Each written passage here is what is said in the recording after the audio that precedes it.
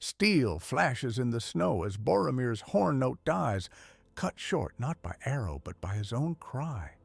Frodo's hands claw at his throat, the ring burning on its chain as Boromir slams him against the tree. The air tastes of iron and pine and terror. Sam shouts his master's name. Distant, too far. The ring is falling, falling through a shaft of winter light, and in Boromir's eyes, something breaks, and something far older wakens to claim him. If you're into these darker turns through Middle-earth, tap like so more people find it, and subscribe so you don't miss the next path not taken. And tell me in the comments, which realm of Middle-earth would you swear to defend? The ring lands in the snow with a soft, impossible chime. Boromir stares at it, chest heaving, gauntlets trembling. His breath makes pale ghosts in the cold air. Frodo crumples, choking as the chain snaps and falls from his neck. For a heartbeat, the world seems to hold its breath with him.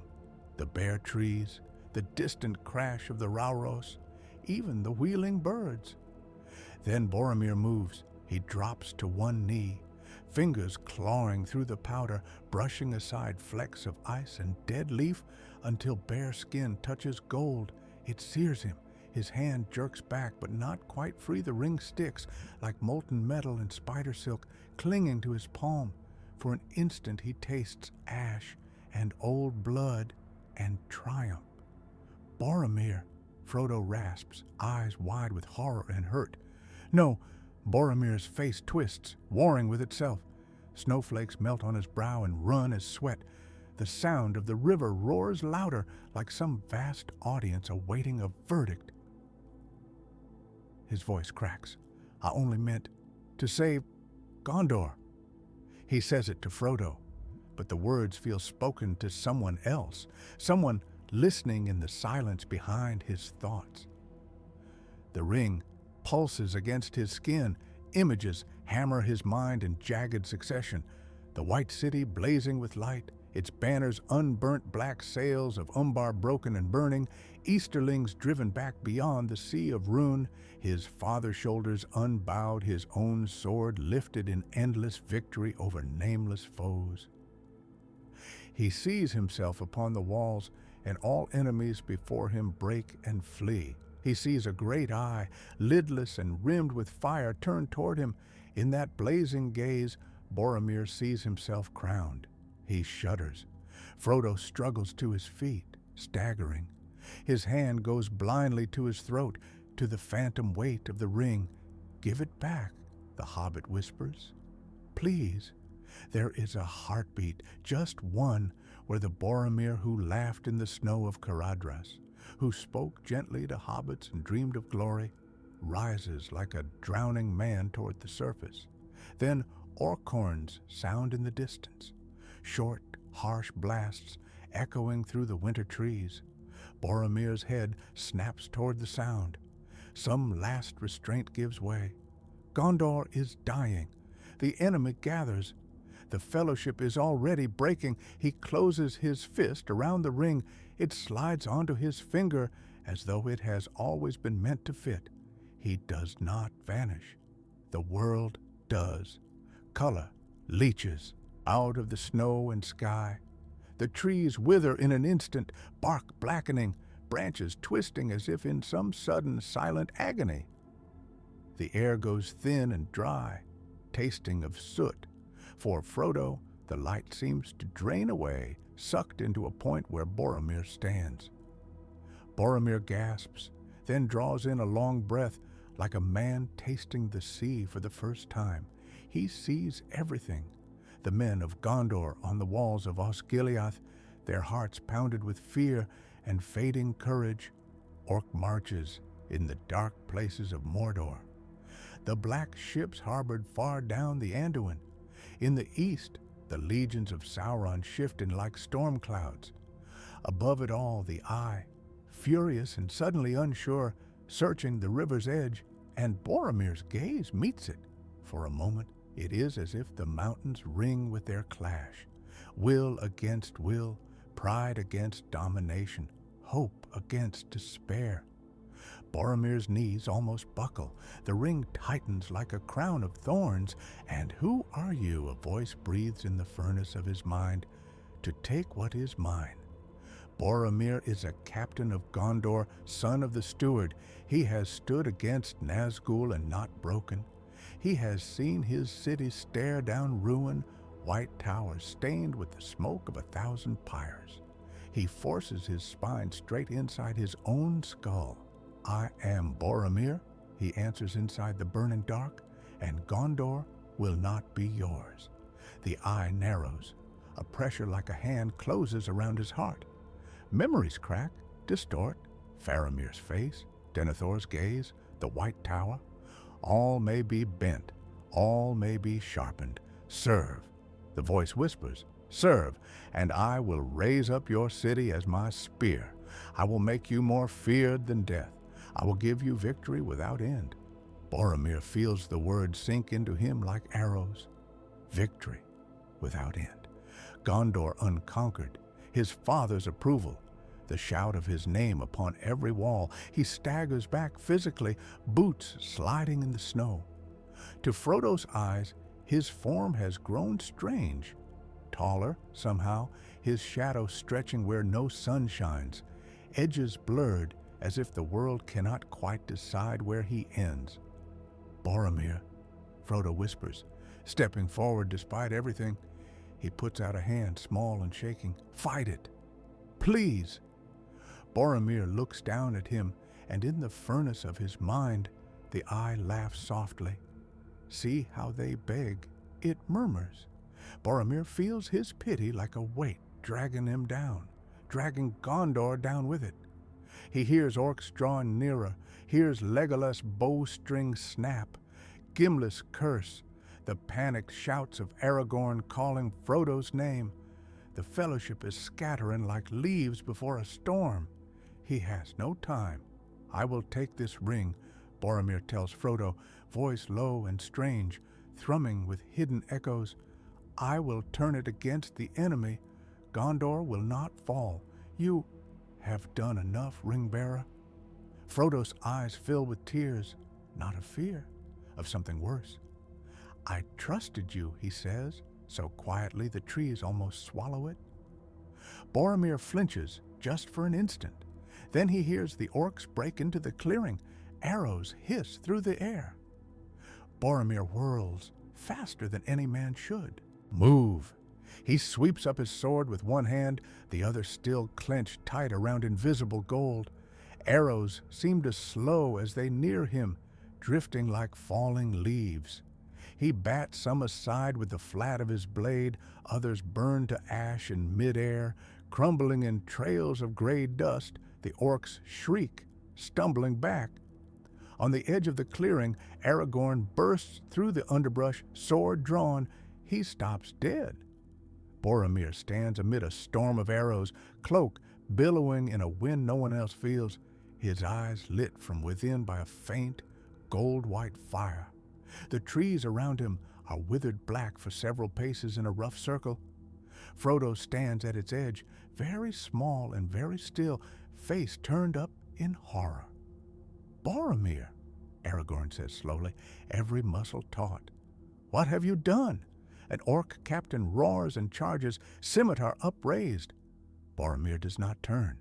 The scimitar strikes a shimmer in the air a foot from his shoulder with the sound of metal on stone and snaps in two. The orc stares, unbelieving, before Boromir lazily thrusts. His sword goes through armor, bone, and out the other side as if through water. The captain falls. The others break. Merry and Pippin's shouts echo faintly from deeper in the wood, followed by harsh laughter and the thunk of clubs. Somewhere, Sam is calling Frodo's name. Legolas looses shaft after shaft into fleeing orcs. Gimli's axe chews through legs, helmets, shields, but all the world seems to contract to the narrow space between Aragorn and Boromir. He looks at Aragorn with newfound clarity, as one might look at a half-remembered dream. Aragorn, he says, voice deepened. Son of Arathorn, Isildur's heir. There is no mocking in it, only quiet assessment, and beneath that, pity. Aragorn's knuckles whiten on his hilt. Take it off. Boromir smiles, slow and distant. I cannot. You know that? Aragorn wets his lips, dry in the cold air. He can feel it, a pressure in the clearing, like high storm clouds building. The ring's will bending, twisting, seeking advantage. The enemy's gaze pressing closer, even through leagues of air and stone. You resist it now, Aragorn says, but it will take you. It always does. Boromir glances at Frodo. The hobbit is swaying, hand on the tree trunk, looking at Boromir as if he is both friend and monster. A line of blood runs from his temple where he struck the bark.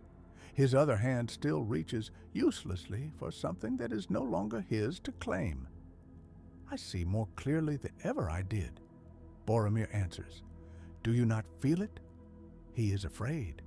He laughs, a short, hard bark. The Dark Lord trembles. He did not foresee this. He did not think a man of the West would dare such theft. He foresees all endings, Aragorn says quietly, except the breaking of the ring. And who will break it? Boromir demands, stepping forward. The blackened circle of dead brush creaks under his boots. You? With a broken sword and a scattered hope? Or this halfling crossing all the plains of Mordor with no sword at all? No, the age for such gambles is past. He lifts his head, eyes blazing. The time for men has come. If Gondor must rule in fear to stand against him, then fear shall be our weapon. Frodo swallows, voice tiny. That's not what Gandalf wanted. It's not what you wanted. A flicker crosses Boromir's face at the wizard's name. For an instant his jaw clenches, his gaze flicks upward, as if he expects to see a gray figure on some higher path. But Gandalf is gone, fallen in shadow and flame, and the void the wizard left yawns wide inside every heart. He is not here, Boromir says softer. I am. Aragorn steps closer, into the fringe of that dead circle. The hairs on his arms lift. It is like walking too near a lightning-struck tree that still hums faintly with power. You would wear the ring against its master, he asks. Boromir, you are not the first to think so. I will be the last, Boromir replies. He opens his hand. To Aragorn, to Frodo, to any eyes but his own, the ring is still invisible. But they feel its presence like a hole in the world, a weight bending the air. A wild wind seems to sweep through the clearing, spinning snow and ash together. For the first time, Aragorn feels real fear, not of Sauron, of the man in front of him. Boromir thrusts out his hand toward the fleeing orcs. His voice rings, but not in any tongue of elves or men or orcs. It is older, harsher, a grinding clash of syllables that make Frodo flinch and clutch his ears. The words taste of iron and commands shouted in the first dark. The fleeing Uruk-hai jerk as if yanked by hooks. They stop mid-stride. One drops his bow and claws at his throat, eyes bulging. They turn and kneel, every one of them. Legolas lowers his bow in horror. Gimli stares, beard bristling, unsure whether to charge or flee. In the distance, other orc-horns falter, then howl in disarray as if receiving two orders at once. Aragorn sees confusion ripple through the ranks beyond the trees like wind over grass. Boromir's smile is terrible.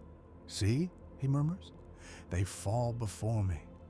The enemy's own tools. Turned, Aragorn shakes his head, voice rough with desperation. And what price will you pay? What will Gondor pay? Boromir's hand curls into a fist. One of the kneeling Uruks convulses and collapses, smoking as if something inside him has been squeezed too hard and crushed. The others cringe. Whatever price is needed, Boromir says. In that instant, Aragorn knows that if he moves his sword even an inch in Boromir's direction, this will be war. Not of armies, but of hearts and wills. Before he can decide, the choice is taken from him. More orcs crash into the clearing, led by another Uruk captain, face painted white, bearing the mark of the White Hand. For a frozen second, they take in the scene. Their fellows on their knees, men and elf and dwarf watching. Then the captain howls, brandishing a black-feathered arrow. The arrow flies straight at Frodo. Boromir moves without thought. He is between the arrow and the hobbit, in a blur of gray and gold light. The shaft strikes that invisible pressure around him and shatters. Splinters rain on the snow. Boromir does not look back. "Go," he says, voice low to Frodo. "Run, to your shire, anywhere but Mordor." Frodo stares at his broad back, at the way the strange light leaks from around his shoulders like sunlight around a closed door. "And you?" the hobbit whispers. Boromir lifts his sword. The Uruks hesitate, caught between Sauron's summoning will and something new, cold and nearer. "I go to Gondor," Boromir says. With a new weapon, Aragorn struggles. Every fiber of his being screams to strike now, while the thing in Boromir is still young, still unsteady. But orcs are gathering. Merry and Pippin's cries are growing faint. Sam is somewhere in this chaos, and the enemy's eye presses closer with each heartbeat. "Frodo!" Aragorn says, forcing his gaze from the man he might have called friend. "Sam will find you. Go, now." Their eyes meet. Something unspoken passes between ranger and ringbearer. Apology, trust, acceptance that this road divides here. Frodo runs. He vanishes into the trees, small feet slipping in the snow, cloak whipping. A moment later, Sam barrels after him, having finally broken free of a half-dozen scrambling orcs, his sword red and his face white. "Mr. Frodo." Sam's voice is already fading. The ring is gone from him now. Frodo is lighter, and yet he has never felt such weight in his chest. Behind him, in the clearing, Boromir raises his sword and his hand. Aragorn. He calls over the roar of blood and fear, "Will you stand aside, or will you stand with me?" Aragorn looks upon him, truly looks. He sees the man who laughed in Rivendell, who carried hobbits through the snow, who defended the West with every breath. He sees also the shadow of something else coiling around him, a second will whispering in borrowed courage. He lowers his sword, but only an inch. "I will not kneel," Aragorn says. Boromir's eyes flare with anger, then narrow with cold calculation. "Then keep to your northern wilds," he replies sharply. "Gondor will guard the south. And when we win this war, the world will not need a king hiding under a ranger's hood." He turns from Aragorn, as if from a problem postponed, to the kneeling Uruks. He says, "You are mine now. Rise." They obey. The clearing erupts into chaos again as orcs torn between compulsion tear each other apart. Boromir walks through them as if through tall grass, cutting down any who stray too near Frodo's trail or his companions. Shadows cling to him like a second cloak. From the heights above the river, the eye stares. Deep in Barad-dûr, Sauron tastes this new defiance. For the first time in many long centuries, the Dark Lord hesitates. Then he does what he always does. He plans. Gondor does not see Boromir's return. It feels it. The great gate of Minas Tirith stands open for an army long expected to be too few, too late, too broken. The fields of the Pelennor are choked with half-built dikes, the pits and spikes of desperate defenses, the bones of old wars. Smoke smears the sky from a dozen watchfires scanning the east. On the seventh level, in the Tower of Ecthelion, Denethor, son of Ecthelion, sits alone in the steward's chair, knuckles white on the arms, eyes reed-rimmed with sleeplessness and the unseen fires of the Palantir. Faramir stands in the shadow of a pillar, watching his father with a quiet, unclaimed sorrow. They feel it first as a pressure, a weight in the air, like the breath before thunder. Denethor stiffens. The Palantir glows faintly beneath its cloth, as of its own accord. Faramir's hand goes to the white horns broken half at his belt, fingers tracing the familiar curves. He hears it then, a note, like his brother's horn, but held impossibly long, impossibly clear, echoing across leagues, not by wind, by will. On the walls, soldiers straighten, hands flying to spears.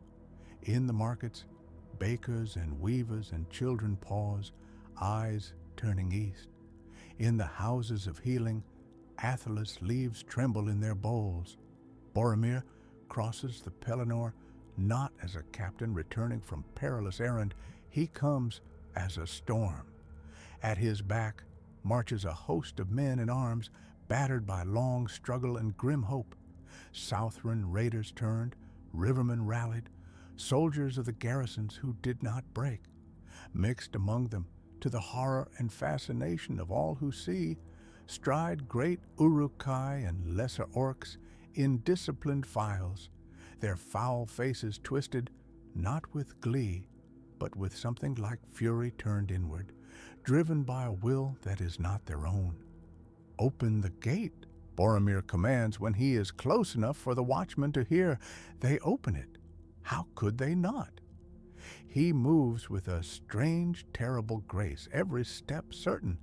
The air around him bends subtly, like heath haze over a forge, though the day is cold and overcast. His cloak is ragged with battle, his shield notched, his sword stained.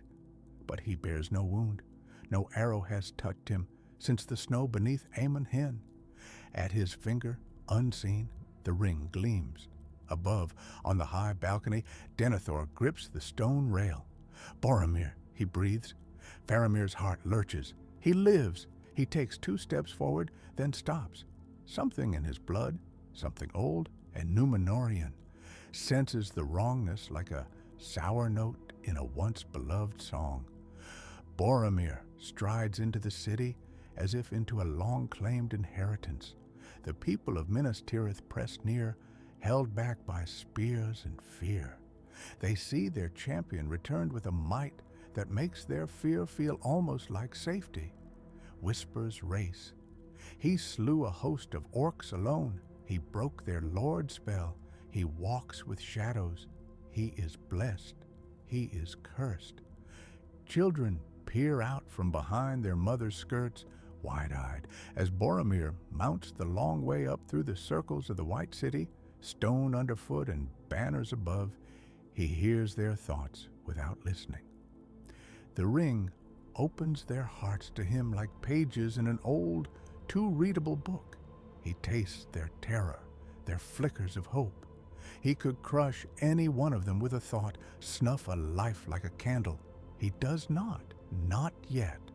The climb to the tower is a blur. Doors open, guards kneel. Faramir stands on the threshold, pale. "Brother," he says. Boromir stops. For a moment, the veneer cracks, and something like the man he once was flickers in his eyes. Love, regret, fierce pride in this quieter sibling. He remembers nights of shared wine, of tales, of arguments that ended in laughter. "Faramir," he answers. Faramir's gaze drifts, not seeing the ring, but feeling its absence from where it should be. He had dreamed of it far away, like a weight on the world. Now that weight stands in front of him. "What have you brought back with you?" Faramir whispers. Denethor's voice rings down the hall, sharp as steel. "Victory!" He comes forward with surprising vigor, robes whispering over stone. His face is leaner than when Boromir left, lines carved deeper by care and the strain of the Palantir. But his eyes blaze. Boromir kneels, or appears to. There is a tension in the air, as if the act is half mockery, half test. "Father," Boromir says. Denethor comes close. He sets a hand on his son's bowed head. For an instant his fingers tremble, and Faramir glimpses the father he once knew before grief and pride hardened like stone. "Well done, my son," Denethor says, voice thick. "Well done."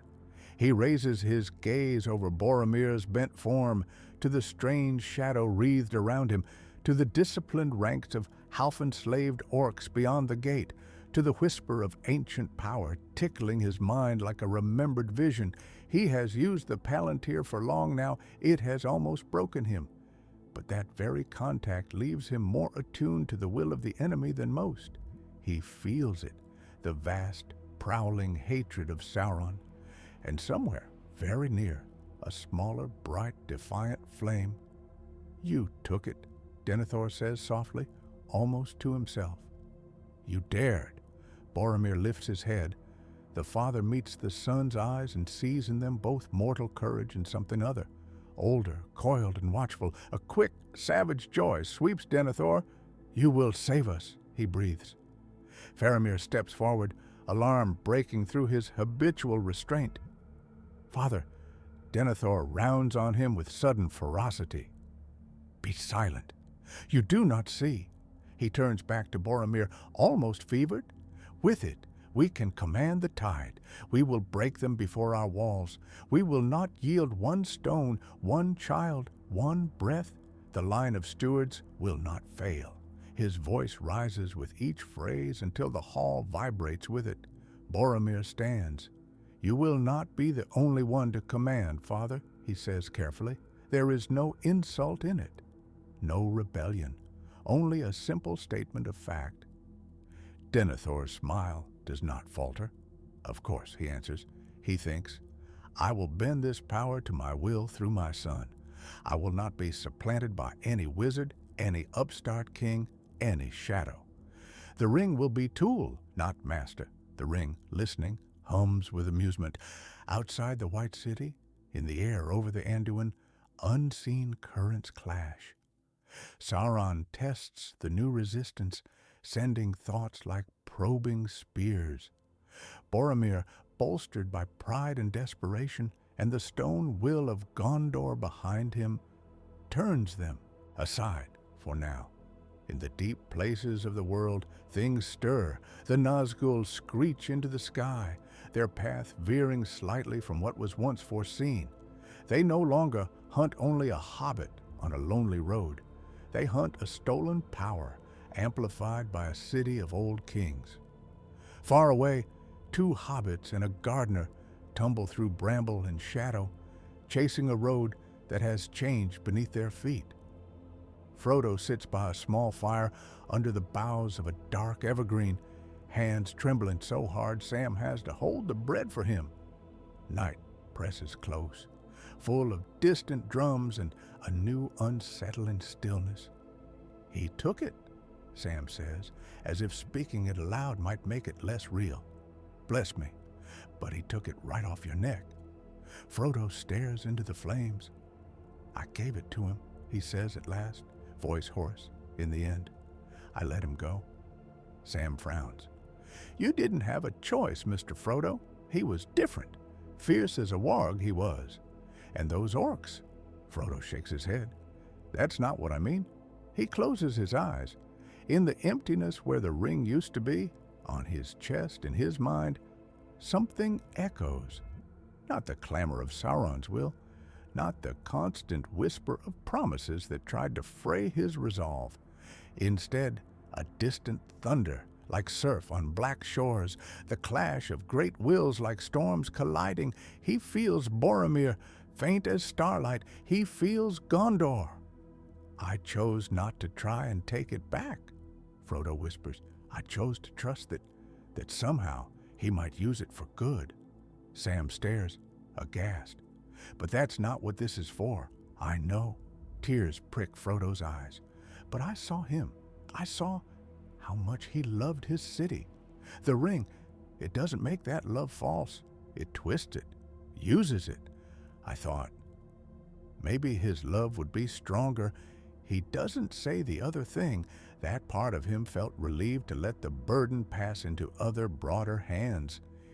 He feels it now like a betrayal. We can turn back, Sam insists, leaning forward, earnest and stubborn. Head north. Find Strider. Maybe Gandalf isn't. His voice cracks on the wizard's name.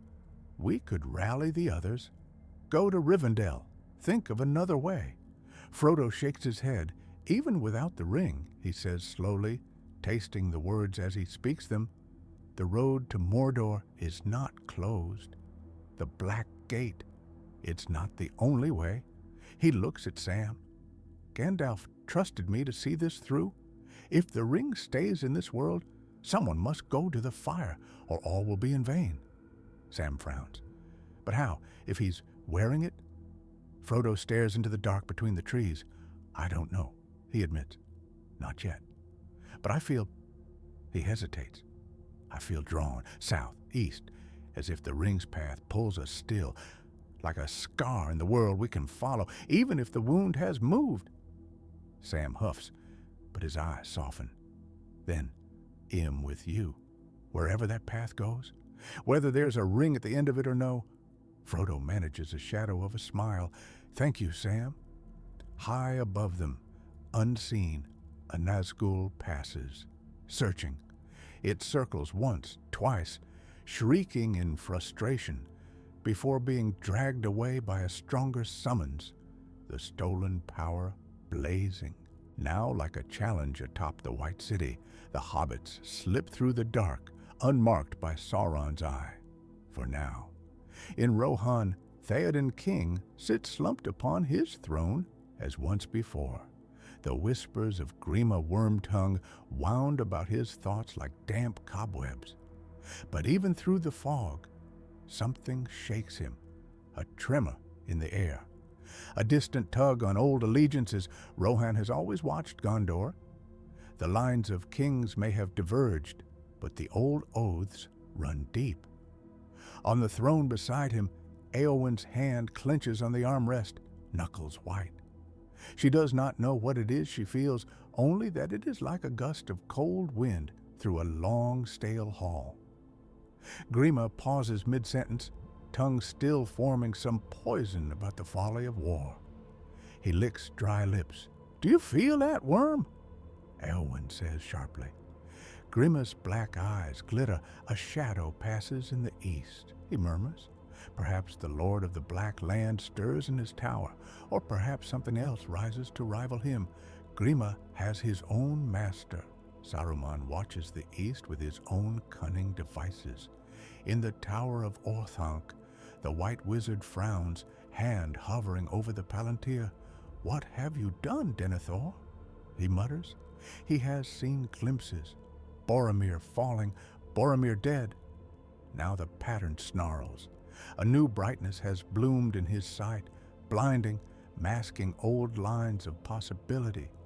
Power that should be in Barad-dûr burns instead atop Minas Tirith.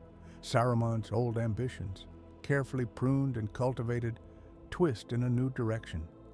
If the ring will not come to me in Orthanc, he murmurs, stroking his beard, perhaps I must go where it has gone. Back in Gondor, the first test comes swiftly. The hosts of Mordor move, not yet in their full strength. Sauron is not a fool. He does not hurl all his might blind, but he cannot ignore the theft. He sends forward a wave of orcs, trolls, and cruel men from the east, driving them like a black tide against Osgiliath and the Ramas Ekor. Boromir stands upon the walls of the ruined river city, watching them come. The Anduin runs dark beneath the moon. Torches flicker on the far bank. A crawling, flickering line. Drums beat, deep, hungry, answered by the faint, uncertain stir of Gondor's own. Faramir stands beside him, bow in hand. His eyes never leave his brother's face. You do not tire, Faramir says quietly. Boromir rolls his shoulders. The ring hums against his flesh, feeding him, draining him. It is both burden and wellspring. I cannot afford to, he replies. Do you sleep? Boromir's jaw tightens. He dreams, when sleep takes him, in fragments of fire and stone. In his dreams, Sauron speaks sometimes in his own voice, sometimes in Denethor's, sometimes in Faramir's. The ring weaves them all together. I rest when I must, Boromir says shortly. Faramir looks back over the lines of Gondor's soldiers, arrayed as they have been so often before. Grim men behind broken walls, outnumbered always. Then his gaze falls on the ranks of orcs, standing eerily disciplined among them, their eyes downcast, their shoulders hunched, as if trying to shrink from some invisible lash. What of them? Faramir nods toward the enslaved creatures. Can we trust such allies? They are not allies, Boromir says. They are weapons, tools taken from the enemy's hand. Faramir's mouth twists. Tools have a way of cutting into the hand that wields them. Boromir looks at him, irritation flickering. Have you a better suggestion? Should we send them back to Mordor with our apologies? Or slay them all and throw away the only edge we have? Faramir holds his gaze. Not all edges are worth holding, he says softly. Boromir opens his mouth to retort. Then the horns of Mordor sound. The black wave surges forward. What follows burns itself into the memory of every man, elf, and thing that sees it. At first, it is a battle like many before. Arrows fly. Siege engines creak and hurl stones. Trolls wade into the water, using massive bodies as living battering rams. The first orcs fall to the arrows of Ithilion's rangers in ragged rows. Then Boromir lifts his hand. The air thickens. On the far bank, the charging lines stumble as if they have hit mud where there is only stone. Some fall to their knees, clawing at throats as unseen fingers tighten. The river itself seems to hesitate, its surface dimpling under invisible pressure. Boromir speaks. The words are in no tongue Faramir knows. They scrape along his nerves. On the near side, Gondor's bent orcs hiss and flinch, but straighten under the same compulsion that holds them. Their eyes roll wide. Loose, Boromir says, and 100 bows obey at once. The enslaved orcs' arrows arc high and true, guided by a will not their own, falling in murderous sheets among their former brethren. The confusion is terrible. Mordor's vanguard breaks without ever reaching the walls, torn apart by their own kind. Men on the wall cheer, then fall silent as they truly see. Boromir stands unmoving, eyes distant, sweat beading his brow though the night is cold. Faramir sees his brother's hand tremble ever so slightly. Brother, Boromir grits his teeth. Somewhere across the river and far beyond, another will push us back. Sauron pours force into his captains, into his beasts, into the very air, trying to reassert command. The Nazgul wheel in the sky, drawn to this clash of unseen powers like carrion to a wound. On the wall, men flinch as the black breath brushes them. Some drop their bows. A few whisper prayers. Boromir snarls, lifting his sword. Mine, he says through his teeth, to the orcs, under his sway, to the river, to Gondor itself. You are mine. The ring burns. His heart races like a horse driven too hard. His vision wavers, gold edging every shape. Then, with a great cry, he thrusts his will outward. The river surges. For just an instant, no longer than a blink, it rises of its own accord. A wall of black water that slams into the vanguard of Mordor's host, overturning rafts and drowning scores. Torches vanish with hissing shrieks. Orcs flail and vanish. On the far bank, Sauron feels it like a slap. There is a silence, vast and ringing. Faramir stares, breathless. By the valor, he whispers. Boromir staggers, one knee hitting the stone. He catches himself on his sword. Faramir is there instantly, hand under his arm. Enough. Faramir says urgently. "You have done enough." Boromir's lips peel back in a feral grin. Not yet. He shoves himself upright, shaking off his brother's grip. "This is only the first wave," he says. "He tests us. We must show him that Gondor will not be taken, that every step toward these walls will cost him dear." Cost whom? Faramir thinks, looking at his brother's pale face, at the tremor in his hand. "Gondor, or you?" He does not ask. Not yet. Weeks become months. Word of Gondor's strange new defense spreads through Middle-earth like fire in the dry grass. In the taverns of Bree, men speak in low tones of a captain of the south who can break an orc's neck with a glance and turn the very river against the shadow. In Dale, traders bring whispers. Gondor trains orcs like hounds. The steward's son has taken up sorcery to match the Black Land. Among the elves of Lothlorien and Rivendell, older fears are stirred. Celeborn stands on a talon in Caras Galadhon, watching the night. He feels the world shiver. Galadriel's eyes are closed. Her hands rest on the railing, fingers lightly touching the living wood. Her mind reaches east and south to the White City and the dark land beyond. Her mirror has shown her many things. A small hobbit bearing a great burden, a broken fellowship, a choice on a snowy slope. She had seen Boromir's fall once. Now the water shows something stranger. "A new ring lord rises," she says softly, "not in Barad-dûr, but in Minas Tirith."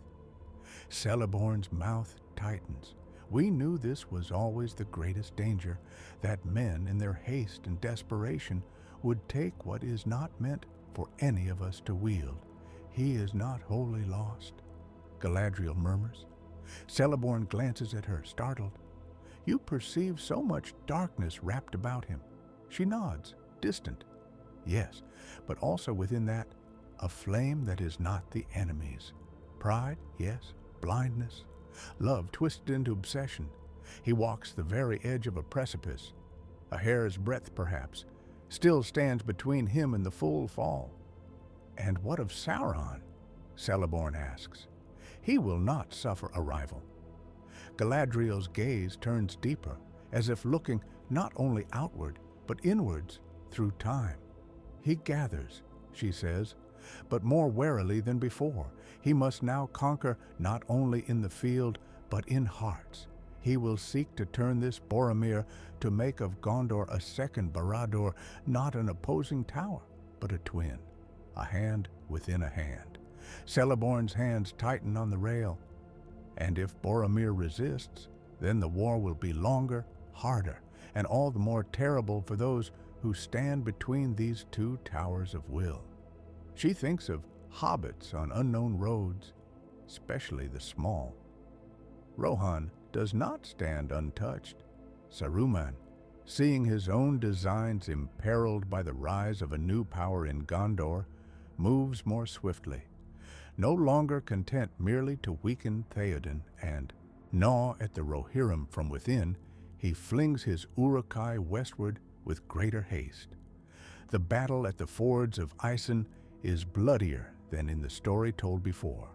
Theodred, son of Theoden, falls as he once did, slain under the hooves of his own horse as Uruk-halberds rise and fall. Grimbold of Westfold holds as long as any man can, but the tide against him is too strong, driven by Saruman's fear of a Gondorial future without him. Yet even as Rohan bleeds, a new messenger arrives at Edoras. It is not Gandalf. He is gone still, his fall in Moria not yet answered by any return. It is a rider from Gondor, cloak travel-stained, bearing a banner none in Meduseld have seen before. The white tree on sable, ringed by a faint, shadowy wreath sewn in silver thread, an emblem of unity or dominion. He bows low before the pale king and his whispering counselor. "My lord Theoden," the rider says, "I come with words from Boromir, son of Denethor, captain of Gondor, warden of the White City." Theoden stirs faintly. His eyes, though clouded, sharpen at that name. Old loyalties tug at his weary heart. "What says Gondor?" he croaks. The rider's gaze flicks, just for an instant, to Grima's slicked hair and the quiet threat in his curled hands. Then he sets his jaw. She offers her shield. The rider answers, voice carrying. Boromir has broken the first assaults of the nameless land. Orcs fall before him, and the river itself rises at his command. The hall murmurs. Éomer leans forward, eyes narrowing. But this victory cannot stand alone. The enemy tests every wall. He asks, "Will Rohan ride? Will the sons of Yorl stand as once they did for the sons of Elendil?" Grima slides forward, smooth as oil. "My king," he purrs, "we must be cautious. These tidings carry a stench of wizardry, men who command rivers, who bend orcs like hounds. This is not the work of noble hearts. Perhaps Gondor has already fallen. Perhaps the Black Land speaks through this Boromir's mouth." The rider bristles. "You dare!" Grima turns the full chill of his gaze upon him, dismissed in a second. "His words coil around Theoden instead. Why should we wager our last riders on a realm already half in shadow?" Grima breathes. "Trust rather in the voice that has guided you these many years. Saruman the wise counsels prudence. Close your doors. Guard your own. Let the storm break first on other walls." An old anger stirs, however faint, in Theoden's chest. "Be silent," Éowyn says sharply, stepping forward. "How many walls must fall before we remember who we are?" The rider seizes the moment. "Gondor does not ask you to kneel," he says quickly, "only to stand." Boromir says, "If we fall, there will be no shield between you and the full might of Mordor. If we stand together, even Sauron will think twice before crossing the river and the mark." It is not quite true. Boromir's words, spoken in the high halls of Minas Tirith, had held another thread the messenger does not repeat. If Rohan will not ride at Gondor's call, then Gondor will remember. He has begun to think in these terms, of obedience, of debt. The ring whispers in those moments, shaping wounded pride into steel. In Meduseld, Éomer's hand grips his sword hilt. "What say you, uncle?" he demands. "Will we cower here while others bleed?" Theoden wavers, eyes drifting from his angry nephew to the sly counselor at his elbow, to the Gondorian rider. Two hells gape before him. Sauron's devouring dark, and a world where his house rides at the command of a ring-bearing warden who might one day look north and see Rohan as little different from Harad or Khand, a vassal to be summoned and spent. His shoulders sag. "We will consider this," he murmurs. Rohan must look to her own fields, her own dead. The rider's jaw clenches. "The enemy does not care whose field he burns, my lord," he says softly. "He burns all. He is given a bed, and fine words and no promise." Word rides back to Gondor. Boromir listens to the report, standing by a high window, looking east where the clouds gather over Mordor. His profile is stark against the pale sky. "They hesitate," he says. The messenger bows his head. "Their king is counseled against you, my lord. By Saruman's man, then Rohan will ride only when it fears us more than it fears him," Denethor says coldly from his chair. "So be it." Faramir stares. "Father," he says quietly, "they are not our enemy." Denethor's gaze snaps to him hard as flint. "Anyone who does not stand with Gondor stands against her," he says. Boromir watches his brother's reaction. Once, those words would have struck him to the quick in agreement. Gondor above all. Gondor must be preserved at any cost. Now, with the ring song thrumming constantly at the edge of his thoughts, he sees more layers. He could break Rohan, not by arms, yet, but by fear. A demonstration, a display of what happens to those who choose their own counsel over his. The ring urges such thinking, gilds it in necessity. But then he remembers a Rohirrim rider laughing in a tavern in Minas Tirith, sharing ale and tales before riding north. He remembers the riders who came in his childhood to exchange gifts and horses and old songs. He pushes that idea aside. For now, Rohan is not lost to us yet, Boromir says, measured. Theoden is ensnared by Saruman. If we break Saruman first, we may free Rohan in the same stroke. And if we crush Isengard, Sauron loses a hand. Denethor's lips thin. The White Wizard is not to be trifled with, he says, and yet he trifles with us, Boromir answers. Let him learn that Gondor does not share her enemies kindly. The words are his. The cold pleasure that swirls beneath them is not wholly so. It is not only kings and captains who feel the change. In the lower circles of Minas Tirith, life bends slowly beneath new expectations. Curfews tighten. Patrols increase. At first, folk welcome the greater sense of order. No more do drunk soldiers brawl unchecked. Fewer thieves slip through alleys in the small hours. But with the order comes a certain watchfulness in the eyes of the guards, especially the new ones. Some wear the white tree, some do not. Orcs in crudely fitted livery march in small squads beside human captains, eyes downcast, shoulders hunched. Children stare from doorways, some with fascination, some with naked fear. Mothers pull them back away from the street. What if they break free? A baker's wife whispers to her husband as a group passes. They won't, the husband mutters, kneading dough hard. Not if the captain's gaze is on them. They speak of Boromir that way now. Not as our lord, not as the steward's heir, but as the captain. It is half title, half myth.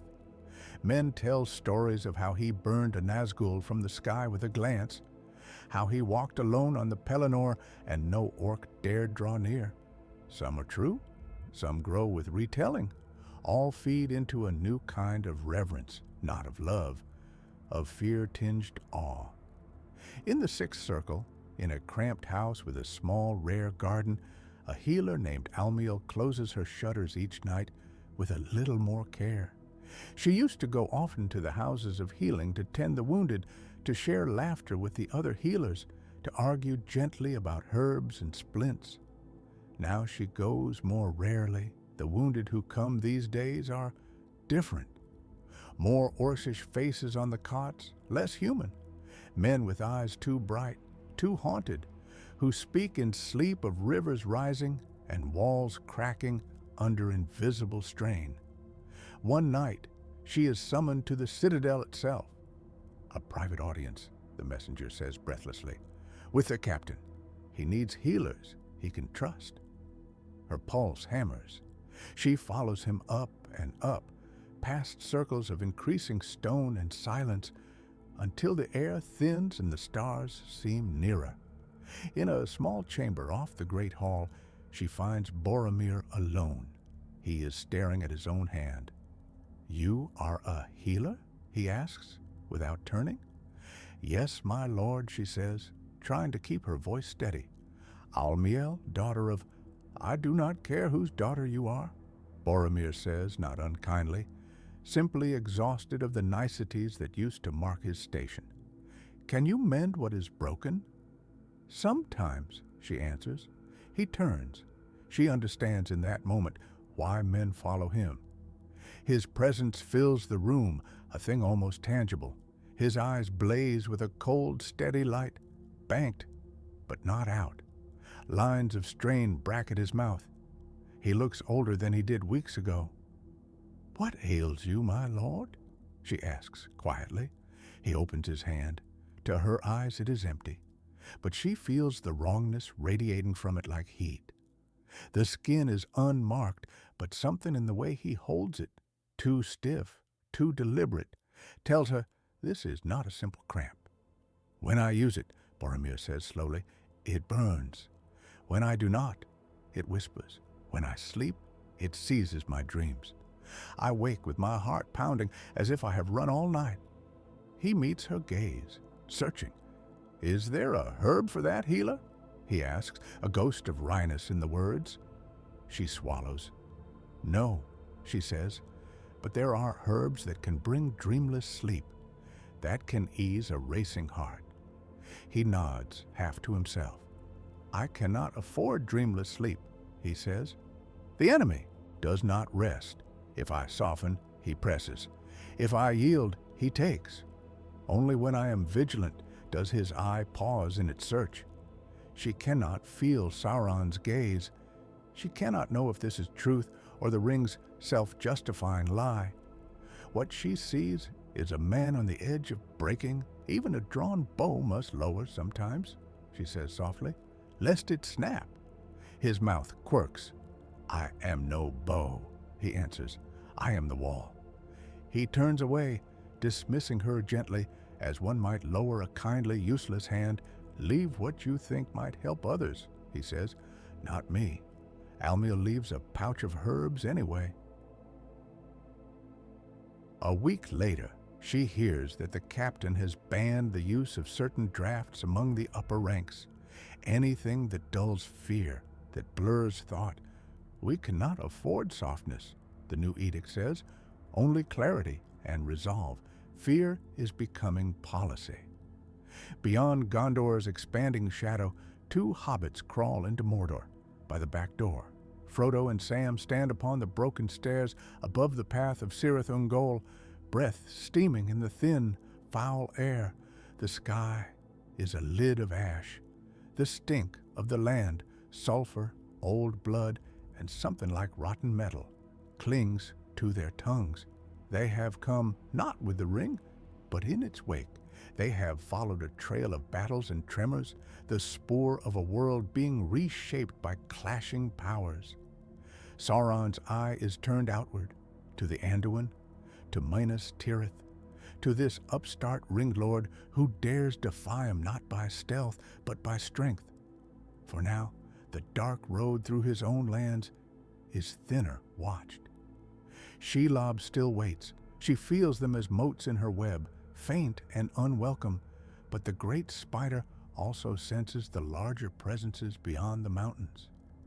Two vast minds struggling over a single thread she might gnaw through while they strain against each other. As Frodo and Sam inch along the ledge, Gollum slinks behind, torn in ways deeper than before. In one timeline, his obsession with the ring was a simple line, me, precious, mine. Now there is an intrusion, another claimant, a man who wears his treasure and does not vanish, a puzzle that gnaws at Gollum even as hunger and fear drive him toward betrayal. He takes it, Gollum mutters to himself as they creep nearer the tunnel. He wears it, the man of stones and white. Cheats, yes, cheats Smeagol, cheats him, takes precious for himself. Wicked, tricksy men. Quiet, Smeagol, Frodo whispers. We're close. Gollum's huge eyes gleam. Yes, close, he breathes. Close to him, close to her, close to... He cuts himself off, licking his lips. Sam watches him with deep suspicion. If that sneaking rat's got something planned, Mr. Frodo, he begins. I know, Frodo says softly. I know he will betray us. It's the only path he knows. He looks at Gollum with a strange, sad clarity. I know, and still, we must go this way. As if all our choices are set within a pattern he can't escape. Sam scowls. That's a bleaker way of putting it than he'd like. They go on. Behind them, far away, the mountains shudder, as Boromir's will clashes again with Sauron's, as armies move and rivers rise, and walls groan. The very bones of the earth feel the strain. Shelob pricks her legs, sensing a coming feast. The war of the two powers cannot hold at a simmer forever. Sauron is not content to test and probe. Gondor, under Boromir's hard hand, is not content to merely endure. Skirmishes swell into battles, battles into campaigns. Boromir drives orcs and Haradrim from the Pelennor, not just repelling them, but pursuing, hammering them in the open fields with a ferocity that leaves even his own men shaken. He uses his enslaved orcs as shock troops, sending them where no human would willingly go, into the narrowest breaches, the bloodiest fronts. Sometimes they break under the strain, fall into their knees, clawing at their skulls. Those who break are put down swiftly. Mercy? Boromir says once, when Faramir flinches at such a killing, you saw what they did in Osgiliath, in Ithilien. Mercy for them is cruelty to our people. Faramir's voice is very quiet, and if one day that same mercy is denied to us, he asks. Boromir looks at him like a man looking at a map that has changed since last he laid eyes on it. Have you lost faith in your city? He asks, not unkindly. In me, I fear what this ring asks of you, Faramir replies simply. Boromir's jaw tightens. He has begun to see challenges in every hesitation, echoes of Denethor's stone-hard certainty in his own thoughts. It is the ring's work, sharpening every slight, every doubt into a potential threat. But love for his brother is one of the last anchors he still clings to. I will not become him, Boromir says roughly. Whom? Faramir asks. Our father? Or the Dark Lord? The words hang there, dangerous. Boromir laughs once, humorless. Either, he says. Both. He claps Faramir's shoulder too hard and turns away, strides to the parapet, looks east. The ring sings of strength at any cost. Beneath its song, very faint, is another, the memory of a small, frightened hobbit saying, I trusted you. He has not forgotten. He tells himself what he does now is for Frodo too, that by drawing Sauron's eye so fiercely, he has given the hobbit the only chance of slipping into Mordor unnoticed. He does not let himself think too long about whether Frodo still walks at all. Sauron, for his part, has learned he does not waste more armies flung headlong into the jaws of this new power. Not at first. He probes Gondor's allies, its flanks.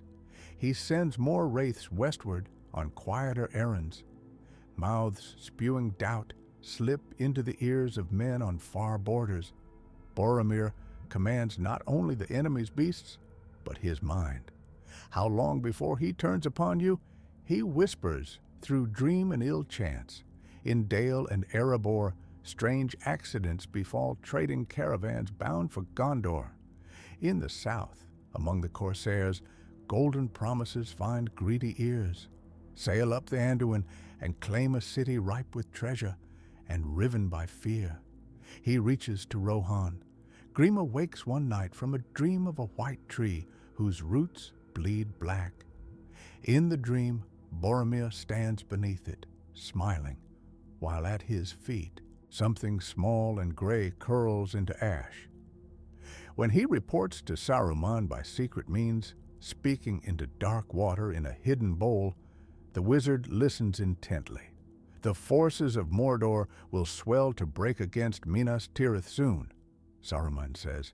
In that clash, there is danger and opportunity. We must not let either Sauron or this Boromir emerge single and supreme. Grima's narrow face creases. How? Saruman's smile is faint and cold. Fire burns hottest when it meets fire, he says. We will add fuel. He sends more Uruk-hai into Rohan to burn and harry, to draw Boromir's eyes westward as Mordor's next hammer falls from the east. At last, the blow comes. The skies over Mordor darken in earnest. Great clouds swollen with ash and menace roll west. The Nazgul take wing in force. From the Black Gate to the southern passes, armies pour forth. Orcs, trolls, men of far lands, great beasts with iron towers on their backs. The full might Sauron once meant for the Battle of the Pelennor now comes sooner, driven by the need to crush Gondor while its new lord's hold is still new, still straining against its own limits. Boromir stands upon the walls, the white stone under his boots vibrating with the tramp of countless feet. He feels Sauron's mind like a storm front across his own. "You have grown strong," the Dark Lord's voice whispers in him. "I did not expect such steel in the hearts of men. Serve me, and I will raise you above all your kind. Defy me, and I will show you how small your city truly is beneath my hand." Boromir laughs. He is very tired. "Come and see," he replies. The siege of Minas Tirith begins. In this timeline, it is both familiar and utterly changed. The Rohirrim do not thunder over the ridge at dawn of the second day, not yet. Gandalf's white horse does not flare like a star at the head of the defense. The wizard is still beyond death's veil. Denethor does not descend into full madness so swiftly. He has a new fixation now. Not only the doom of Gondor, but the weapon his eldest son has become. The Palantir burns his mind with images, some sent by Sauron, some born of his own fear. He sees Boromir crowned in fire atop a tower of skulls. He sees Boromir pierced through by a black spear, the ring falling from his dead hand and scuttling back to its first master. He sees Faramir kneeling before Boromir, not in brotherly loyalty, but in fear. He cannot tell which vision to dread more. As the great battering ram Grond is dragged against the gate, as trolls heave and the walls tremble, Boromir moves along the battlements like a living spark. Where catapults hurl stones, his unseen hand shoves them subtly off course. Where trolls batter, he focuses his will, making stone strain and flex beyond its nature to hold another hour, another crucial heartbeat. He drives his enslaved orcs before the breaches like living shields, their fear and agony feeding something in him he will not look at directly. At one point, as a Nazgul swoops low over the wall, its screech like knives in the air. The ring surges. Boromir feels a flood of power. For one dizzy instant, he knows that if he lets go, just a little, if he opens himself fully, he could reach up and pluck the wraith from its saddle like a spider from a web. He could end it. He could also, in that moment, cease to be anything even resembling a man. Faramir, halfway down the wall, sees his brother's outline blur, stretch as if something inside is straining to burst free. "Boromir!" he shouts. The name cuts through. Boromir clamps down, shuddering. The Nazgul veers off, shrieking, its mount's wings beating frenziedly. On the plains beyond, some ranks of Mordor's host falter as the Dark Lord, distracted by this internal struggle, slackens his grip for an instant. The battle surges back and forth, grim and grinding, without Rohan's timely arrival, without Gandalf's marshalling of courage in the streets. Minas Tirith should fall. It does not quickly, not while Boromir's will holds. He is everywhere. That is how the men tell it afterward. He stands on the gate as Grond pounds, his hand pressed flat to the wood, muttering in that strange old tongue until the hinges glow faint red with the strain and the ram recoils 3 times before even so much as cracking a beam. He appears in the 3rd circle just as a troll breaks through, its hammer raised. He does not swing his sword, he stares. The troll's arm withers mid-swing, shriveling like a burned branch. The hammer falls from numb fingers. Boromir's blade finishes the rest. He strides through fire and falling stone without a scratch, cloak smoking, eyes like coals. Whispers run before and after him, among soldiers and citizens alike. In the houses of healing, Almiel binds a man's shattered leg and hears 2 young soldiers arguing in fierce, hushed tones. He is our salvation, one insists. Without him, the city would be ash already. Do you think raw courage could hold back that? He jerks his chin toward the thunder of Grond. And when the war is done, the other murmurs, when there are no more orcs to break, will he put aside this power? Or will he turn his gaze on us to shape us as he shapes them? Almiel ties off the bandage and says nothing. Her own dreams have been filled of late, with white walls lit by a chill golden glow. Far below the thunder of Minas Tirith's walls, in the choking dark of Shelob's tunnel, Frodo and Sam face their own siege. Gollum's treachery plays out as before. He slinks away, leaves them in the black, draws her hunger down upon them. Webs cling, the air is stale. The stench of old meals makes Sam gag.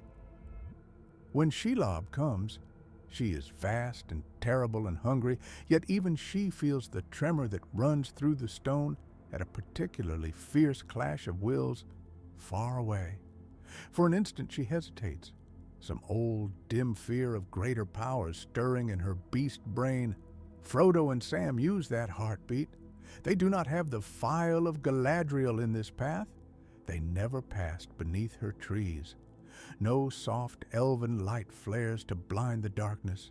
They have only sting and grit, and the faint, lingering echo of the ring's absence, like a hollow in the world that Shelob finds disturbing in ways she cannot parse. Frodo lunges, jabbing blindly. He misses. Sam screams as a leg sweeps him aside. He crashes into the rock, vision bursting white. By the time he claws back up, Frodo is tangled in webbing, Shelob's stinger raised. She strikes. The venom pumps. Frodo stiffens and does not go limp.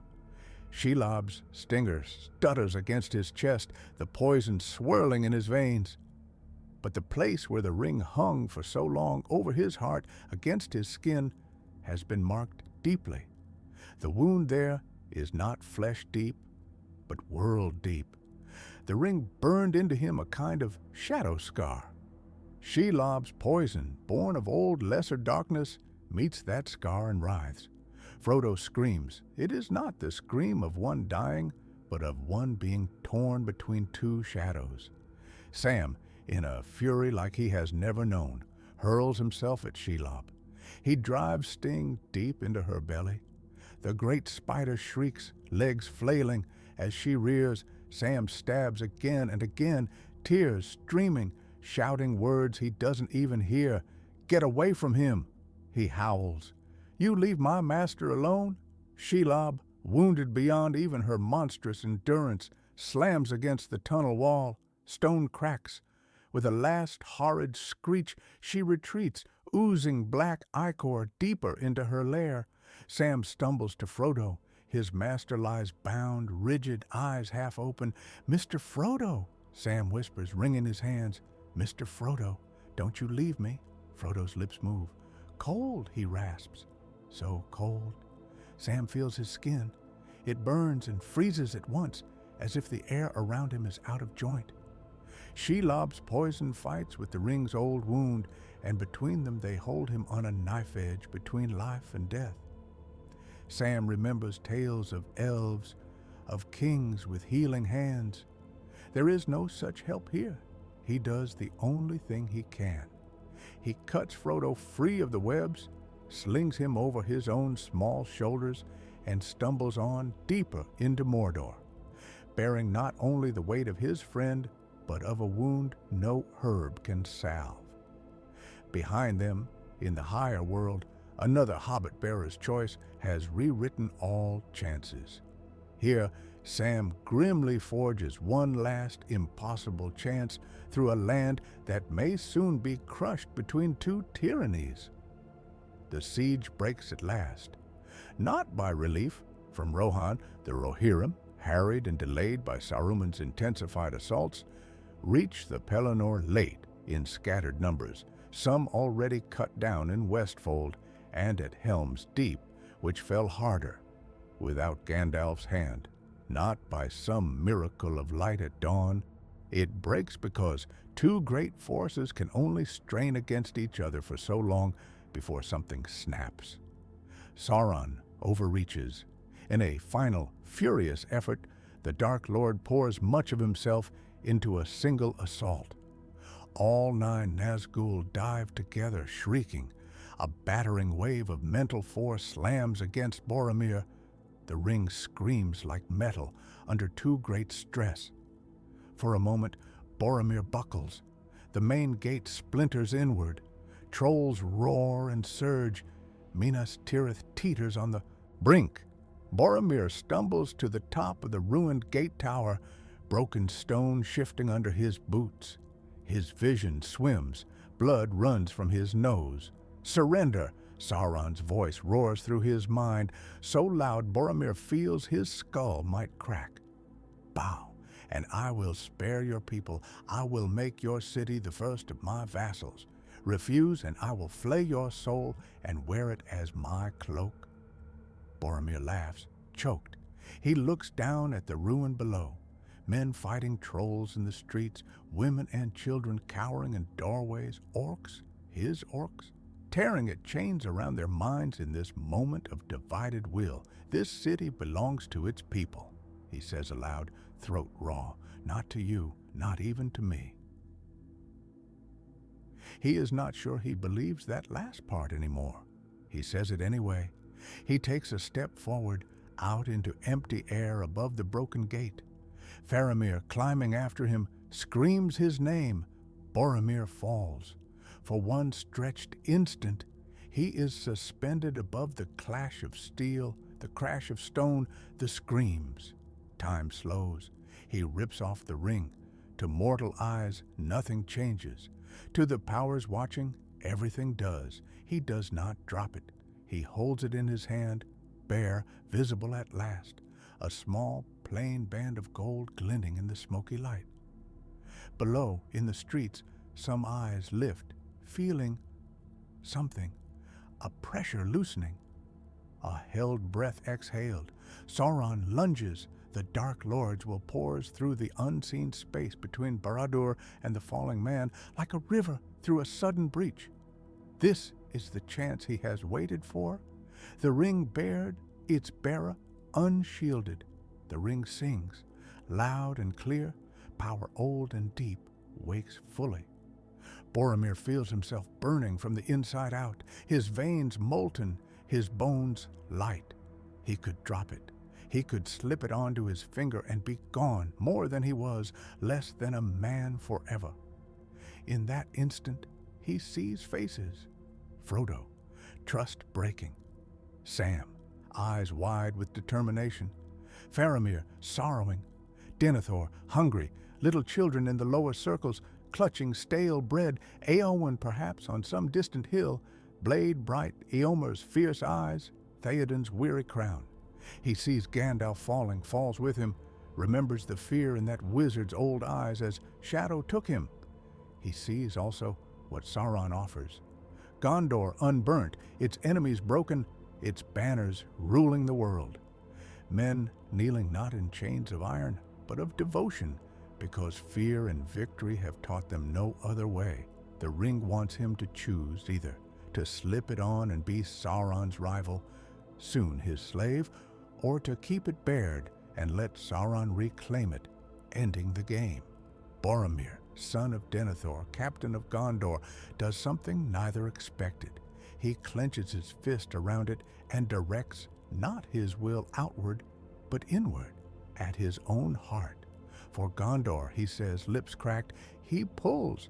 He uses the ring's own hunger, its tendency to draw all to itself, and in a desperate, half-understood act, he turns it not toward the eye, but toward the fire flickering at his life's core. Boromir is no elf, no Maya, no wise lore keeper. He does not know the words for what he attempts. He only knows that if the ring must bind to something, let it bind to a mortal flame too brief to sustain it. Let it break on him. For a heartbeat, he is a conduit. Power too great for any man rips through him. It tears muscles, sears nerves, shatters thought. He hears himself scream, not with his throat, but with every cell. Sauron, shocked, recoils. The ring shrieks, not in sound, but in being, as the chain of its existence is yanked taut between ancient forging and present bearer. For an instant, the world seems to flash white. On the slopes of Mount Doom, far away, Frodo and Sam, scrambling and staggering, see the dark sky flicker. Frodo jerks, gasping, clutching his chest. "What is it, Mr. Frodo?" Sam cries. "An ending," Frodo whispers. Boromir hits the ground at the gate of Minas Tirith with a crack like thunder. In his fist, the ring shatters. Not like normal gold. It does not break into pieces. It unmakes. A searing white fissure of nothingness lances out from his clenched hand, up and out and in, through the unseen connection to Barad-dûr. For a blink of an eye, which is an eternity to those caught in it, every binding the ring ever touched trembles. In Mordor, the foundations of Sauron's power quake. The Dark Lord roars, a sound of titanic rage and sudden naked fear. His will, which has so long distributed itself through ring and eye and tower and land, jerks as a part of it is torn away. On the plains before Minas Tirith, orcs shriek and convulse, many crumpling as whatever small shred of his malice animated them flickers. Trolls stumble, eyes blank. In the sky, 2 Nazgûl simply go out. Their forms unravel, their mounts folding into greasy shadows that the wind tears apart. In Minas Tirith, Boromir lies on his back amid broken stone and dust. Smoke drifts across his face. His hand is charred to the wrist, fingers fused in a ghastly claw around empty air. There is no ring, no shard, only a faint scent of ozone and something older, like the aftermath of a thunderbolt on some high, forgotten peak. Faramir falls to his knees beside him. "Boromir," he chokes. Boromir's eyes flutter open. Above him, the sky is strangely clear. The oppressive weight he has grown used to, Sauron's constant hateful attention, is thinner, not gone, but wounded. He smiles, weakly. "Tell Father," he rasps. Faramir leans close. "Tell him I broke his toy," Boromir whispers, a flicker of the old humor ghosting through the agony. Faramir sobs. Half a laugh, Denethor, high in the tower, reels back from the palantir as it goes dark in his hands. The stone cracks, a hairline fracture running through its black depth. For the first time in many years, he cannot see Sauron's eye. He feels only his own heartbeat, and faintly, the absence of a weight he had not known he was leaning against. No, he breathes. He does not know whether he denies the loss of the weapon he coveted, the shattering of the great enemy he both feared and was enthralled by, or the imminent death of his son. On the field, the battle staggers. Without the ring, Boromir is only a man again, but the repercussions of his act ripple outward faster than any horn call. The hosts of Mordor falter. They do not all fall. Sauron still is. His core remains, seething, anchored not in forged gold now, but in his own naked will in the land he has marred. But he is diminished. The sharp focus the ring gave his every move is blunted. He cannot all at once hold his armies, his Nazgûl, his captains, and the very stones of his tower in line. Minas Tirith's defenders surge out through the broken gate with a great ragged cry. Rohan's riders, late but not lost, crest the hill at last, their horns wild and desperate. Theoden, half freed from grimace poisoned by the sheer weight of the change in the world, has ridden despite counsels of fear. They crash into the staggering flank of Mordor's host like a hammer into potter's clay. On the far side of the Anduin, the black gate shudders as old wards strain. In Mordor, Frodo and Sam stand upon the ashen slope of Orodruin, staring in awe and horror as the mountain groans. "The ring?" Frodo whispers. "It's gone." Sam grips his sleeve. "Gone where?" Frodo's eyes fill with tears. Not safe, not destroyed as it should have been, broken, unbound. He looks east, toward where Baradur's shadow looms. He is hurt, but not ended. We still must finish this.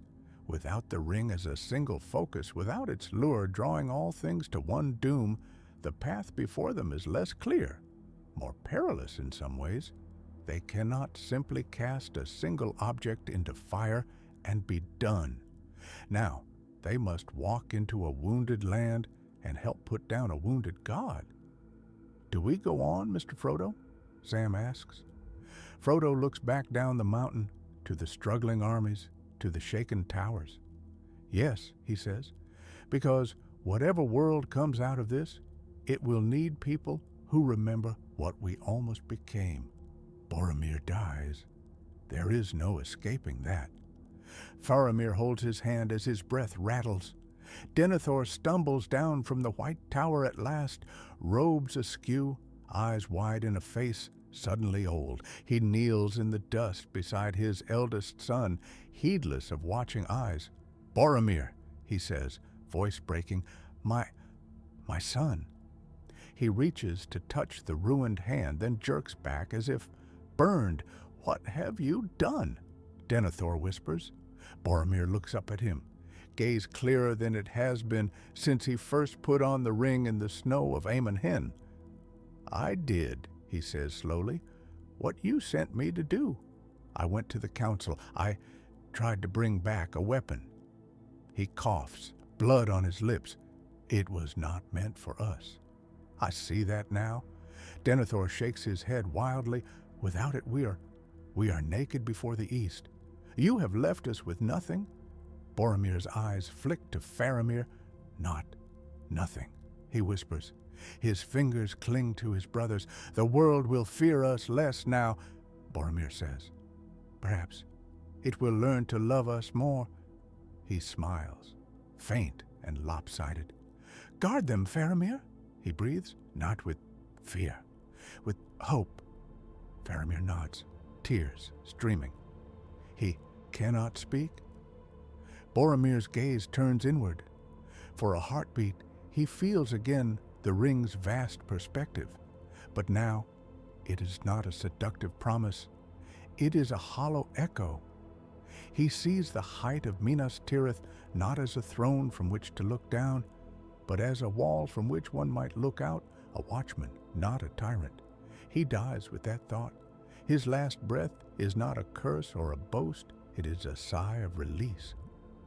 In the months that follow, Minas Tirith changes. At first, there is only relief. The siege has broken, the enemy is reeling, Sauron's eye is dulled. The Nazgul come less often, less bold. Orcs retreat in disarray to their foul holes. Men of Harad and Rhûn, suddenly freed from the near-manic compulsion that drew them to Sauron's banners, desert in droves, some fleeing home, some laying down weapons in confusion. Gondor's people pour into the streets, laughing and weeping. They hail Boromir as a hero, as a martyr, as the man who broke the ring. Songs rise, rough and immediate, of the captain who walked in shadows and chose to fall. Children play at being Boromir on the walls, raising sticks and shouting, "For Gondor!" before dramatically collapsing. Denethor stands at Boromir's bier, unable to weep, eyes dry and burning. He has lost his weapon. He has lost his eldest. He has not lost his city. Faramir kneels before him. "Father," he says quietly, "the time of stewards guarding an empty throne is past. The world eyes us with fear. Some remember how Boromir bent orcs and river to his will. We must show them another face of Gondor, or we will live out his legacy in chains of another kind." Denethor stares at him, uncomprehending at first. "You speak of that ranger," he says bitterly. That northern pretender, Aragorn, son of Arathorn, Faramir replies. He is Isildur's heir, and more than that, he is a man who has walked long in the wild, who knows what it is to lead without crowns or rings. He holds his father's gaze. We need a king who will be feared, yes, but also trusted. Denethor's lips thin. There will always be fear, he says. Yes, Faramir agrees, but let it be fear of our courage in battle, not of our cruelty in peace. Denethor looks away. In the end, it is not philosophy that moves him. It is the weight of years. The echo of Boromir's last words, the clear, steady gaze of Faramir, who has always been the gentler of his sons, and who now somehow seems the stronger. He yields. Aragorn comes to Gondor at last, not as a savior bearing the defeated ring in his hand, but as a weathered warrior who has seen the cost of its use and its breaking etched into Minas Tirith's very stones. He comes not to claim what is due, but to ask what is needed. The coronation is smaller than the great celebrations that might have been if the war had ended cleanly with the ring's unmaking. The enemy still lurks. Barad-dûr still stands, though cracks vein its sides. The lands of Mordor are still poisoned. Frodo and Sam still struggle through ash and ruin, their task shifted, but not less. Yet, as the crown of Gondor rests upon his brow, Aragorn feels something like a current run through the White City. The people watch him with hope and with wariness. They remember a time not long past when another strong man strode these walls and bent the very world around his will. Some whisper that this new king might be the same, only hiding his sharpness beneath a softer voice. Aragorn knows this. He rules accordingly. He makes his first acts not decrees of war, but of mercy. He frees the enslaved orcs who still cower in Gondor's dungeons from the compulsions woven into their minds, letting them stagger away into the wild if they do not turn violent. Many do not survive long. A few vanish into deep woods, into tales. He sends heralds not with threats to Rohan and the southern realms, but with apologies for Gondor's coldness under Boromir's warknife reign. He stands in the houses of healing and lays his hands on the sick, not as a magician, but as a man willing to spend hours among them. Old legends stir. In the lower circles, Almiel watches him work and feels something in her own chest unclench. This is how we must be feared, she thinks, as a people who will not abandon each other, yet even as a different kind of order settles, Boromir's shadow remains. In council, when talk turns to the east, to the remnants of Sauron's forces, to the poisoned lands that still blacken the border, there are always some who say, if only Boromir still lived, he would sweep them away in a stroke. We would not have to pick and pry and heal, we would break. They are not evil men. They are tired. They are tempted by the memory of an easy, terrible power. Aragorn feels that temptation too sometimes. Late at night, when he stands on the walls and looks east, he thinks of what it must have been to feel the world's currents under one's hand. He thinks of Boromir falling. He chooses the harder road. In Mordor, that road is all Frodo and Sam have. Without the ring as a single focal point for Sauron's malice, the land is in some ways more chaotic. Pockets of old power, once held in check by the ring's binding, stir and lash out. Geysers of steam vent unpredictably, fissures crack open underfoot. The eye, though dimmer, still sweeps, but not as a single devouring beam, more as a wounded creature's wild, jerking gaze. Frodo feels less constant pressure. He also feels less clear purpose. "We're not carrying it any more," he says to Sam once as they huddle in a shallow cave. ash snow drifting across the entrance. We're finishing what someone else started. It feels like walking in the wake of a storm, picking up branches. Sam shrugs, practical even in desolation. Storms need cleaning up, he says. Can't plant nothing good in a field full of broken branches. Mr. Boromir, he broke the worst of it. You and me, we'll plant what comes after. Frodo smiles, weary but warmed. They do not cast anything into fire. They reach the base of Barad-dûr itself. The tower, once a seamless monolith of malice, is cracked. Great seams run up its sides, spewing black dust. Waves of nausea roll from its base. The gate gapes open where massive iron doors have buckled and twisted. Inside, it is like walking into a dying beast. They tread halls of obsidian and iron, past rooms filled with strange, frozen instruments of war and thought. Some still hum faintly, spitting sparks as the power that once flowed through them destabilizes. At the very heart, they find what remains.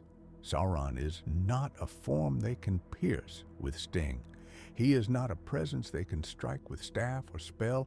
He is a vast wound in the air, a great emptiness rimmed with flame, pulsing slowly, irregularly, like a heart trying to remember how to beat after a massive blow. When Frodo steps closer, the wound stirs. "Little thief," a voice whispers, much reduced from the booming it once was in his mind. "You come to gloat? To see your master's triumph?" Frodo shakes his head. He feels no triumph, only deep, aching pity. "We came to end this," he says softly, "not to rule in your place." Sam grips his arm, steady. "What can we do, Mr. Frodo?" he murmurs. "We're just hobbits." Has that. Frodo thinks of the ring, shattered in a man's hand. He thinks of the countless small choices that led here, of Gandalf's smile, of Bilbo's stories, of Sam's cooking, of laughter in the Shire. Maybe this can't be ended by another great blow, he says slowly. Maybe it has to be worn down, like a sharp stone in a river, smoothed by time and small things. Sauron laughs, a dry, cracked sound. "You will sit and watch me for an age?" he sneers. Frodo steps closer still. "We will plant things outside your shadow," he says. "We will tell stories where you are only a name. We will live in ways you tried to forbid. Every harvest, every hearth, every hand held in peace, that will be your ending. The eye, rimmed in fire, narrows. Soft words," Sauron hisses. "You think your little joys can stand against the memory of what I was? There will always be those who long for order without choice, for safety without cost, for power without conscience." Frodo nods. "Yes," he says, "there will be. We saw that in Gondor. We saw it in Boromir." His voice does not condemn it, grieves. "But there will also be those who remember him falling rather than stand beside you, who will fear what he almost became and choose differently." He reaches out. Sam gasps. Frodo's small hand hovers over the wounded presence. He does not have a ring. He has only what the ring left in him, a scar, a sensitivity, a thin, painful attunement to this kind of power. He does not try to bind Sauron. He does not try to destroy him with some last spectacular act. He does the only thing left. He refuses him. "I will not hate you," Frodo says quietly. "I will remember you, as a warning, as a shadow we walked through. You will have no place in what we build." He steps back. It is a small act. In another tale, it would seem meaningless. But here, in this broken tower, with a maimed dark lord and a world that has already seen what happens when men seize too much, that refusal settles like a seed. Sauron howls, but there is no force behind it. His will is no longer anchored in gold. It frays. It bleeds out into the stone, into the dust, into the air. He does not explode or vanish in a blaze. he dims slowly, terribly. A power like his does not go easily. It will echo in nightmares, in old texts, in the hands of petty tyrants for generations. But it is no longer one single, focused, devouring eye. It is a cautionary tale, scattered. Frodo and Sam leave Barad-dûr as it groans and settles, cracks widening. As they walk out onto the blasted plain, they see far beyond, faint green on the horizon. The world has begun to heal. In Gondor, years pass. Aragorn rules with justice and weariness. Denethor fades, his fire burned out not by madness, but by the long, painful work of living in the aftermath, without the crutch of foreseen doom. He dies in his bed, hand held by Faramir, eyes turned east one last time. Faramir becomes steward in truth. He walks often in the gardens, not only the council chamber. He speaks with healers like Almiel, with veterans who remember Boromir's blazing days, with children who know him only from songs. He marries Éowyn, whose own scars from standing between fear and hope make her a keen companion in this age, where the darkness is not a single, obvious tower, but 1,000 small shadows in hearts and halls. They patronize schools as much as barracks. They celebrate harvest as much as victories. Yet at every festival, someone raises a cup to Boromir, who broke the ring. Not all remember what he almost did with it. Not all remember the cold days of fear under his half-shadow. Stories condensed to their simplest shapes. Heroes, villains, sacrifices. Nuance is harder to sing. In the Shire, life returns to something like peace. No scouring comes. By Saruman's hand, his schemes were choked earlier by Gondor's harder stance, and the breaking of his Uruk-hai at Rohan's eventually rallied swords. But other shadows linger. Hobbits tell tales of big folks' wars that shook the air, of a day when the sky flashed white to the south and the ground quivered.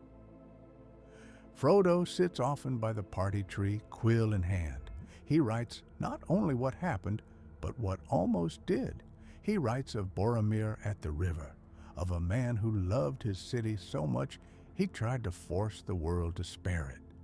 He writes of fear turned to policy, of orcs marched in Gondor's livery, of children looking at their defenders with awe and unease. He writes of a ring shattered not in fire but in flesh. Sam reads those pages sometimes, brow furrowed. "Do you think folks will want to hear about all that?" he asks. "About how close we came to being like him?" Frodo smiles, sad and firm. "They need to," he says. "If we only tell the simple story, that we were good and he was bad, that we destroyed the dark and everything was bright after, well, be lying. And lies like that are how it all starts again." Sam nods slowly. He goes back to his garden. He teaches his children to grow things with deep roots and wide leaves. He tells them of a man who stood on a wall and made a river rise and then let himself fall so no one else would ever hold so much in their hands again. He makes sure to tell the whole story, not just the glorious parts. Beyond any one city or age, Middle-earth bears its scars. The lands of Mordor remain slow to heal. For generations, they are a blighted reminder at the edge of maps, a place where nothing grows easily and old ghosts wander under a sickly moon. Some are drawn there, cultists, would-be warlords, scholars with more curiosity than sense. They scrabble in the dust for remnants of Sauron's power, for any spark left from the breaking of the ring. They argue over whether Boromir saved the world or shattered its one chance at clean ending. Among elves, the age passes not with a bang, but with a long, sighing retreat. Galadriel feels the ring's unbinding keenly. Her own ring's power, once safe as long as the one endured unclaimed, flickers. She knows, as perhaps no one else does, exactly what Boromir's act meant in the great pattern, a breaking that is not a casting, an unmaking that did not follow the script. She sails west with sorrow, not because the world has fallen irredeemably, because it has become irrevocably a world of men. Men like Boromir, men like Aragorn, men like the nameless guards in Minas Tirith who learned to fear their own captains as much as distant shadows, and then had to learn trust again. In that world, the greatest dangers will no longer be a single eye gaping from a tower, but 1,000 smaller, more familiar eyes willing to look away when power grows too great in the hands of one of their own. The great age of ringlords is over. The age of fear as a ruling tool has only begun to be questioned. Many years later, in a quiet corner of the Sixth Circle, Almiel tends an old soldier's broken leg, broken not in war, but in a foolish fall from a vineyard wall. As she works, the man talks. They often do. "Do you remember the siege?" he asks. "You were there, weren't you? In the houses?" She nods, tying the splint. "I remember." "Do you think he did right?" the man asks. "Boromir, taking that thing, using it, breaking it the way he did."